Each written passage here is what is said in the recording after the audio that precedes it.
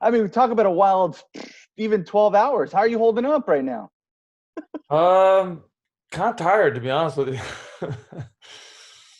Late night, got two kids who don't care that we won a championship last night. They're up ripping and roaring in the morning, ready to hang out and have fun. So You're not making runs through Chick-fil-A with Giannis. no, no. Does sound good though, but no. Yeah. Now I'm tempted to try the new Sprite and lemonade mix. I had no idea that was a thing, man. Yeah, me neither. So I mean, just first and foremost, I mean, this is what you work towards, to be able to reach the mountaintop and to be a part of a team like this. What does it mean to you? Um, to be honest, it hasn't really quite sunk in yet that it's like really real. I will say that I've just been so impressed by our group, impressed by our guys during this run that we've taken our licks over the past few years, and like we've had some playoff disappointments and we've had some letdowns and like didn't get as far as we wanted to, but credit to our group to keep coming back, to keep getting better, the dedication to their craft, credit the organization, the front office for putting the team together. And throughout this whole run, I was just really impressed with the resiliency of this group. We were down in 3 out of our 4 playoff series, right? So like we beat Miami 4-0, but in the other 3 we were down. And to come back from that to use a cliche, to stay the course and to not get too down and to just keep trying to get better in each game, each series. I was just really impressed with our guys. What has it been like to you put your heart and soul into this, and to see all of your hard work and all of the guys' hard work just come together at the right time? Yeah, well, it's first of all, we have an amazing staff. So, it's a group effort, it's a collective effort, and like getting to work with all the guys on our staff, Darvin Ham, Charles Lee, Vin Baker, Chad Forcier, Patrick St. Angelo, all the way down. Like we have a lot of coaches, a lot of great guys, working for Coach Bud, and doing it together, going through this together, the highs and the lows. And, I don't spend a lot of time sitting there thinking about like what I'm doing myself, but I know like as a staff, what we do and what we collectively try and do together to try and help this team. It's a great group of guys, man. We're a family, we're a brotherhood. I love every one of those guys, and I'm just so happy for all of them, for us, really. I was, reading up on a lot of the work that you've done, and, many have said that, you deserve a lot of credit for the improvements that Giannis has made in his shooting. How have you seen his game grow in that department specifically? And even from the free throw line last night, to be able to step up and just knock down free throw after free throw. There's a saying that like when things go right, coaches probably get too much credit, and when things go wrong, coaches probably get too much blame. And I actually think that's the case myself. I was like, for Giannis, I'm just really happy.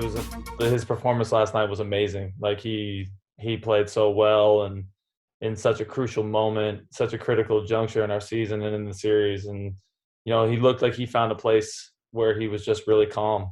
And all the credit goes to him for all the hard work he's done, and how much he puts into his game and how hard he works, day in, day out, season after season. And you can see from where he started to this league to where he is now.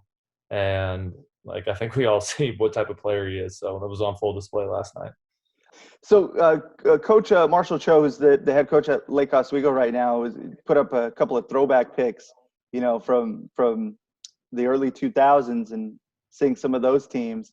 And I don't know if you ever get a chance to really reflect much on just, here in Portland and the area surrounding it, but to be able to be a dude that has come up through this from, the high school to University of Portland, and to really be embedded here and to represent this area, how special is this?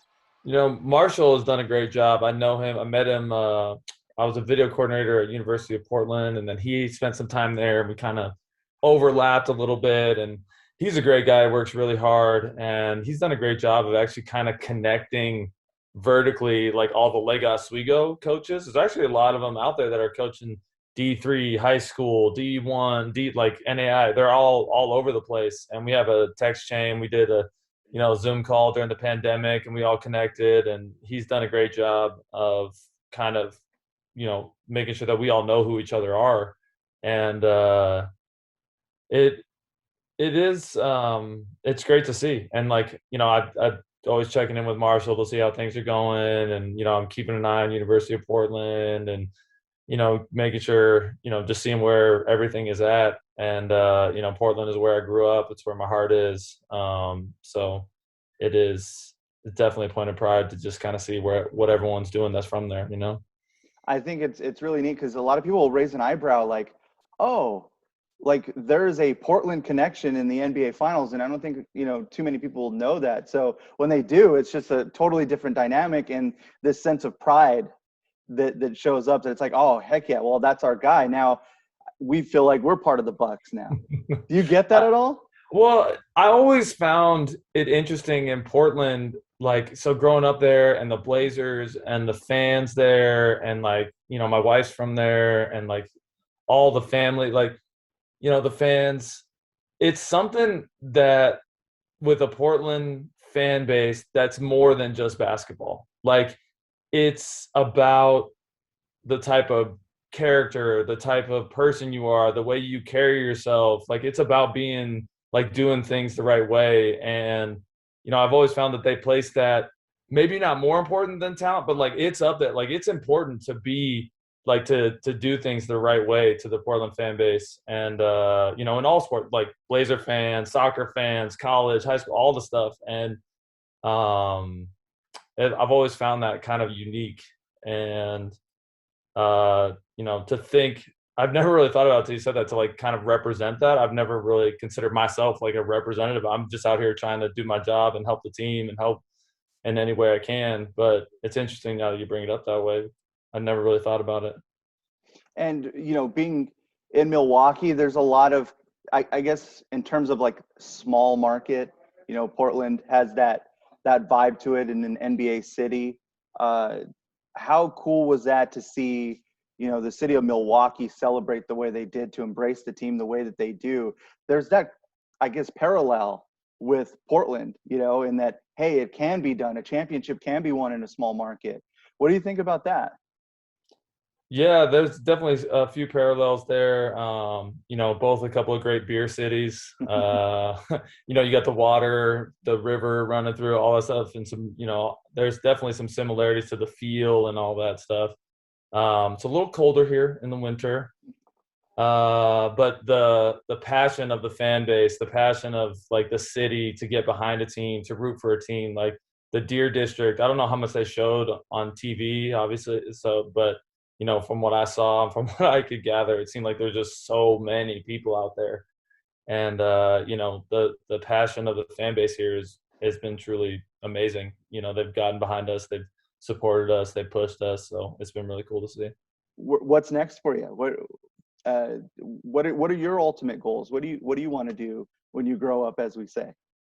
To be honest with you, man, I haven't really thought past this moment like in so long. Like, we were so embedded in this playoff run.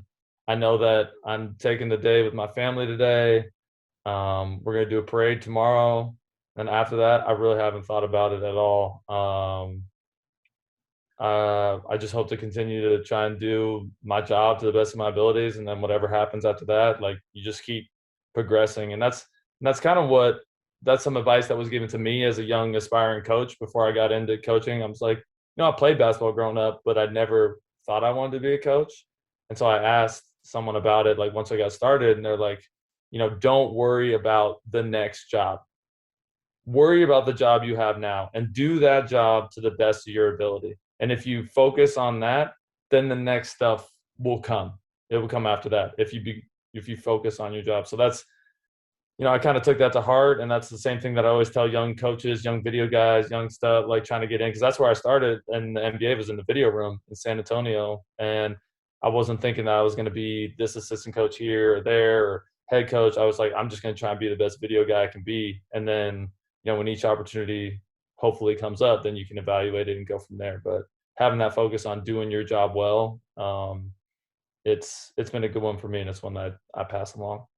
Coach, this has been awesome getting a chance to talk to you. I know it's exhausting and like just a whirlwind. So I can only imagine what your world has been like the last 12 hours. So No, it's hopefully, no problem. And it actually gets me in the right frame of mind because pretty much every year we go back to Portland. Once the season's over, we come back to Portland for a week or two and just kind of visit, see the family, visit the city. I'll stop by UP, like check out Lake Oswego. Like I kind of just come back and touch base and just kind of see what's going on. So, and plus Portland in the summer is great. That's another similarity with here in Wisconsin and Milwaukee. Like the summertime is just so special. Like the weather is great. It's so green. And Portland and Milwaukee are the same like that. were you born out here? No, I was raised out there. So I was actually born in Boston, Massachusetts. Lived there till I was like 4 or 5, had one stop in Idaho, lived there for a year. And so I can't remember exactly, but 5 or 6 years old, then moved to Portland. And then, so I grew up in Portland, but I wasn't born there. You consider this home? For sure. That's what's up. Right on. Okay. Well, I hope you're able to get some rest. Enjoy the parade. I'm sure the kiddos are going to love that. Yeah. Right on. I'm excited. And hopefully, I don't know how everything's going to be set up. We'll get some information here soon, but I'm hoping that we can all go and, it'll be a great experience for everyone. Oh, that's so cool. Congratulations, Coach. Thank you again for giving me a few minutes of your time. Greatly appreciate it. No problem. Good to meet you.